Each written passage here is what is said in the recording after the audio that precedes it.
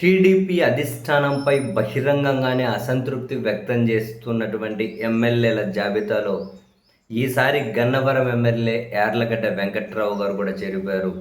ఆయన బహిరంగంగానే దానిని ఆవేదన అనాలా, ఆవేశం అనాలా, అసంతృప్తి అనాలా, పేరు ఏదైనా పెట్టుకోండి కానీ బహిరంగంగానే కీలకమైన వ్యాఖ్యలు అయితే చేశారు.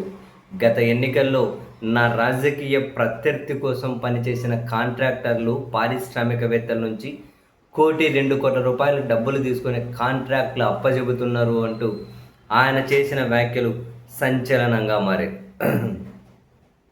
ఇప్పుడు ప్రతోడు అవసరాల కోసం అని చెప్పి టీడీపీ అని చెప్పుకుంటున్నారు అని, గన్నవరం టీడీపీ ఇన్ఛార్జిగా నియమితులైన దగ్గర నుంచి ఇప్పటి వరకు అటువంటి వాళ్ళు ఎవరు నన్ను కలవడం లేదు అని, గన్నవరం విమానాశ్రయం కాంట్రాక్టుకు సంబంధించి కేఎంవి ప్రాజెక్టు నిర్వాహకులు ఎవరో కూడా నాకు తెలియదు అని, నా ప్రత్యర్థికి పనిచేసిన వాళ్లకు కాంట్రాక్ట్లు ఇవ్వడాన్ని నేను తీవ్రంగా ఖండిస్తున్నాను అని, నాకు వ్యతిరేకంగా పనిచేసిన వాళ్లకు ఆర్థిక ప్రయోజనాలు కల్పించడం ఏంటి అన్నది ఎమ్మెల్యే గారి ప్రశ్న.